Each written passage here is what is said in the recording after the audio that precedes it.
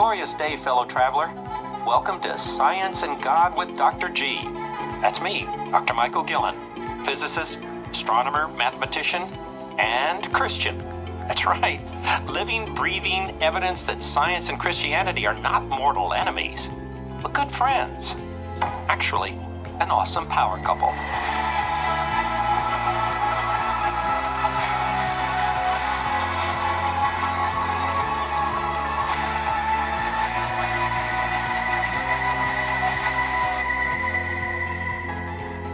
In journey number 10, I asked you 3 questions. What is your worldview? How big is your worldview? And who or what is at the center of it? Because whoever or whatever it is, that's your God. It's the one thing around which your entire life revolves. I also explained that your worldview is based on the collection of your beliefs. It's what you believe about life. And so it dictates how you see everything, how you see yourself, how you see other people, how you see the universe, how you see God, everything. And it doesn't stop there, you see, because how you see the world dictates how you react to it. That's what I want to talk to you about today. I want you to stop and think about how you react to people and circumstances in your life, especially when things go wrong, very wrong. You know, I call those tough times Titanic moments because of an experience I had years ago in the year 2000. I was still at ABC News. And I went on assignment for 2020 to Halifax, Nova Scotia, and I boarded a Russian research vessel, which took me out to the middle of the North Atlantic Ocean where the Titanic sank, the very spot. And then a few days into that trip, I got inside a very small sub, a 3-man sub, so our pilot Victor was right in the middle. He was a former MiG pilot, and then I was on one side, and then my diving buddy was on the other side. We kind of laid on our stomachs and looked out small portholes. And it took us about 2.5 hours to get to the bottom of the Atlantic Ocean. You go about a mile an hour, and it's about 2.5 miles deep. And we got to see the Titanic. We started at the bow, at the front section, and then we traveled to the stern. Now, I don't know how much you know about it, but when the Titanic sank, it broke into 2, and the bow ended up in one place, and the stern ended up in another place. And in between is what we call the debris field. It's where you see all the stuff that poured out of the Titanic. So you see women's slippers, medicine chests, cases of champagne, leather suitcases. I mean, this is where it really comes home to you, what happened. The degree of the tragedy is unbelievable. So when we finished touring the bow, we went across the debris field. We were kind of hovering over it, going across it like a little airplane, and heading towards the stern. And as I looked ahead to the stern, I saw this big propeller. Well, that was the propeller of the Titanic. Big brass thing, very impressive. And then I noticed we were kind of speeding up, which I thought, well, that doesn't seem right. Shouldn't we be slowing down as we approach the stern? And next thing, boom, there was this collision. Our sub had gotten stuck in the blades of the propeller. Oh my gosh. I mean, it wasn't funny. Oof. And almost immediately, Victor started trying to jog us out of there. You know, like if your car gets stuck in the mud and you try to go forward and then back, forward, back, forward, back. That's what he was trying to do with our little sub. And I could hear the engine of the sub struggling in and out, in and out, in and out. But we weren't moving. We were stuck. And so after a while, I thought to myself, this is it. And these words, these exact words came into my head. This is how it's going to end for you. And I thought of all the assignments I had done all over the world, man. And I thought, this is how it's going to end for me. And I thought of Laurel, my wife, that I'd never see her again, and this enormous sadness just consumed me. Have you ever had a Titanic moment? I'd be shocked if you haven't. I mean, your Titanic moment doesn't have to be a matter of life and death. It could be that you're struggling to make ends meet right now. Maybe you've just found out that someone you really love has cheated on you. Or maybe you've lost your job, or you've been passed over by a promotion. No matter what the crisis is, you feel trapped, like me inside that tiny sub. And no matter how smart you are, you can't think your way out of this one. It has you tied up in knots and you're feeling desperate, maybe even suicidal. Let me tell you the story of a really smart guy, Kurt Gödel. You've heard me talk about him before in previous journeys. Really smart logician, mathematician, lived in Vienna. And back in 1936, when the Nazis were on the rise and there was a lot of anti-intellectualism in Vienna, Gödel found out that one of his really good friends, a Professor Moritz Schlick, was assassinated. And when Gödel got the news, man, he just fell apart. He thought, whoa, they're going to come after me next, because I'm an intellectual. And he developed this idea that somebody was trying to poison him. And so he stopped eating. He just didn't trust anybody. And he died of starvation. Yeah, he weighed less than 100 pounds when he died. Do you see what I'm saying to you here, friend? No one killed Gödel. His misguided worldview, his misguided reality killed him. His misguided worldview is what starved him. Let that sink in for a moment. You see, when a Titanic moment strikes you, your reality, whatever it is, will come face to face with absolute reality. And if your reality is misguided, as Gödel's was for sure, then your crisis will go from bad to worse. It might even become fatal. Why? Because a misguided worldview causes you to see your situation in a misguided way. And it causes you to react to it in a misguided way. Remember what I told you back in journey number 10. Believing is seeing. And more than that, seeing is reacting. See, that's the crucial chain reaction that during a Titanic moment can spell the difference between surviving or succumbing. Believing is seeing is reacting. So last year I was speaking at a university back east, and after my speech, a big tall basketball player, a young man, came up to me and he started talking to me about a young woman friend of his who was very gregarious, very outgoing, did things for her friends and so forth, and she was well liked. But she got it into her head for some reason that she was not well liked, that her friends were not giving back to her as much as she was giving to them, okay? And her worldview was such that it caused her to just go into this deep funk. Her misguided worldview caused her to get into a depression. And you know what? She attempted suicide and would have died had this basketball player friend of hers not stepped in at the last minute and rescued her. Hey there, breaking in for just a second to tell you about where human society is headed. The world my Gen Z son and his generation will inherit promises to be very different than the one we grew up in.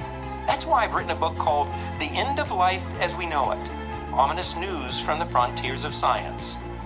Think of it as a survival manual for the 21st century. You can get it on Amazon or wherever you buy books. Now, back to the podcast. You see, a misguided worldview can kill you, literally. Now, if that's you right now, if you're going through a Titanic moment, then please listen to me. Your worldview is either your most precious possession right now, or it's your worst nightmare. If your worldview is misguided, then your reality will collide head-on with absolute reality, and the results will be disastrous. Your misguided worldview will sink your ship. That's what happened a long time ago to Adam and Eve in the Garden of Eden, right? I mean, their worldview was poisoned by the lies of the enemy, by the great deceiver. And as a result, their misguided worldview caused them to see their situation in a very misguided way, and to react to their situation in a very misguided way, a deadly way, a way they regretted for the rest of their lives, but it was too late. doesn't have to be you. Because if your worldview is based on absolute truth, if your reality lines up with absolute reality, then your Titanic moment will play out very differently than it did for Gödel, or for that suicidal college student, or for Adam and Eve. You know what? I discovered this for myself 2.5 miles beneath the surface of the Atlantic Ocean that many years ago, as I prepared to kiss my life goodbye. You know, after a while, we were more than a half hour into being stuck. My scientific worldview was kicking in, man. It was going crazy. It was like, okay, how do we get out of here? I'm a problem solver. We're going to solve this problem, right? That was my scientific worldview. And I thought, well, there's another sub nearby. I know there's another sub in the water. But then I thought, but it's not like a tow truck, you know, like call AAA and get me out of the mud. It doesn't work that way at the bottom of the Atlantic. Trust me. So I gave up on that, and then I thought, well, how much oxygen do we have left? I did a little calculation. I'm thinking maybe 8 hours or so, plus or minus. And then when I finally just, you know, my scientific worldview just surrendered and said, you know what, there ain't no getting out of here unless Victor can get us out. My Christian worldview kicked in. And it became very interesting. It was a whole different take on things. I started seeing my situation in a very different way, and I started reacting to it in a very different way. I started thinking about death. And I knew that as a Christian, death is not the end of things. I think of it as an ice cube. If you apply heat to an ice cube, what happens? The ice cube melts. It dies. But does the water go away? No. It just changes form. It goes from solid to liquid. As a Christian, I believe that that's how death worked, that death was just a phase transition. It's what we call a phase transition. We go from one phase to another, the physical phase to the spiritual phase. And then something happened that is very difficult for me to describe because, you know, the scientist and reporter in me, I can't find the words for it, so I'm going to just report to you what happened, and then I'll let you just take it from there. I felt suddenly a sense of peace. There's no other word for it. Just wash over me like a warm wave. And then at the same time, I felt something inhabit that small sub, just kind of take over the interior of that sub. And it was a very peaceful and calming presence. We finally got out after about an hour. Victor finally managed to get us out. And I'll tell you what, months later, I was reading through the Bible, and I came across Psalm 139, and it goes like this: Where shall I go from your spirit? Or where shall I flee from your presence? If I ascend to heaven, you're there. If I make my bed in Sheol, you're there.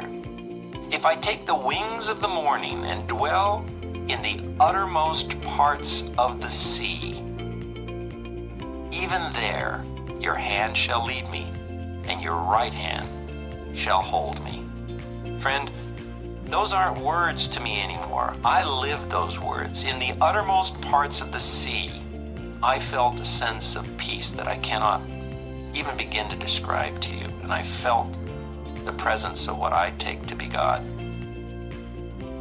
So then the big question for you right now, listening to this, is how well does your reality line up with absolute reality? Is your worldview founded on lies and self-deceptions? Are you kidding yourself about something? About your strengths, about your weaknesses, about your relationships with others, about your very identity? You can go through life believing there's no God, that you're an accident of nature, and that life here is all there is. You can go through life believing you're the reincarnation of Elvis Presley or an Egyptian goddess or the Messiah himself. Nobody can stop you. You're free to do that. You know what? And for a while, maybe even for years, you might be able to get away with it. You know, people in life might humor you. But one day, my friend, one day when life turns against you, when you find yourself neck deep in a Titanic moment, your misguided reality will be sorely tested Because truth is unforgiving. Absolute truth will not humor you. If you self-identify as a bird, you're free to do that. But when your Titanic moment strikes and you find yourself stuck on the roof of a tall building with no escape, if you jump off thinking you can fly, it will not end well for you. Your misguided worldview, your misguided reality will kill you the way it did Girdle. Absolute truth will win the day. That's definitely not what I want for you. On the other hand, if you go through life believing there is a God, that you're not an accident of nature, that your life has a purpose, and that this life is not all there is, in other words, if you base your life, if you base your worldview, if you base your reality on the absolute truths that science and the Bible reveal about the universe and its creator, then when your Titanic moment strikes, you'll see your situation and you will react to your situation in a way that chooses life, love, and light, not death, fear, and darkness. Against all odds, no matter what you're going through, friend, you'll experience peace, as I did in the pitch black bottom of the Atlantic Ocean. It's a peace that surrounds you. It's a peace that empowers you. It's a peace above all that causes you to rise above your circumstances and soar like a mighty, fearless eagle. That's how I felt in that little sub at the bottom of the Atlantic Ocean. That, my friend, is the kind of worldview I hope and pray for you to have.